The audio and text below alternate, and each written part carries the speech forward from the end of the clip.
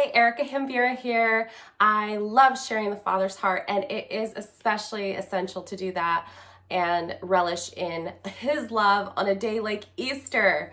I have baked cookies today. I would have loved to go to church today and spent time out with the family in this glorious sunshine here in the Pacific Northwest. However, my kids are all fighting off their colds, and as am I. So I have prolonged giving any words or messages just for love for you instead of having to hear my nasally conjunctions of attempting to breathe on top of just being lethargic. So I am so glad to share with you really quickly.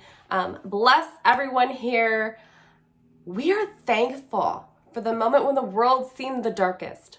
All types of political tension, I'm not talking about today, criminal collusion on the throne and in the temples, crimes against humanity, you name it, the world was upside down.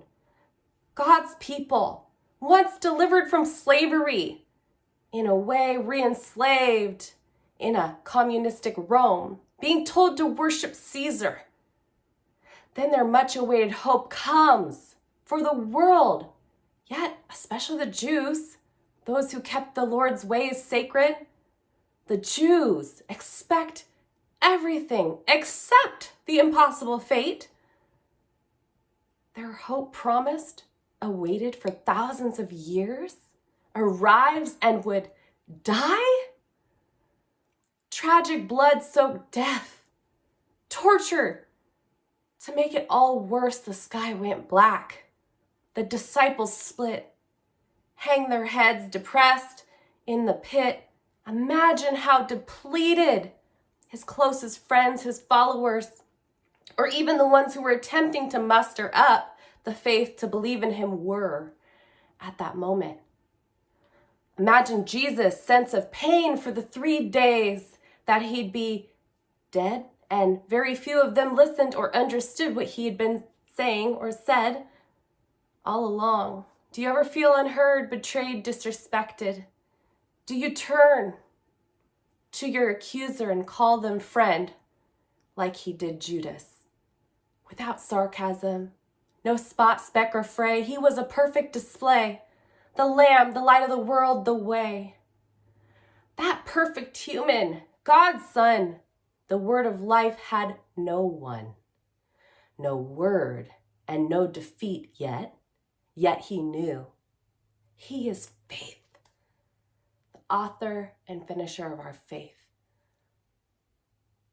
No matter how dark it gets in this world, we rejoice.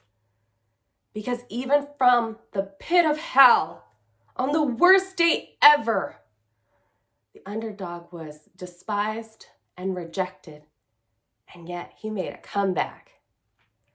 I love watching the Seahawks in football and all sports really, and when the Seahawks were ever down on these huge games and came up from the bottom.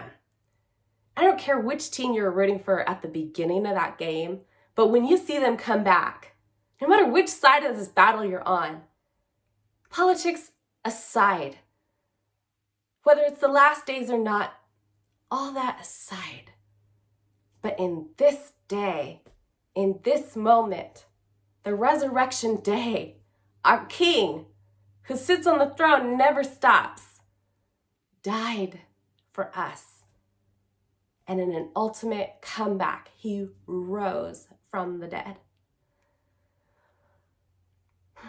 That is what I rejoice this glorious day. This is the happiest I've ever been on Easter. More than ever, I get it. Thank you. Thank you, Lord. Thanks for listening again. Please like and subscribe for more messages of encouragement. God bless you guys this Easter.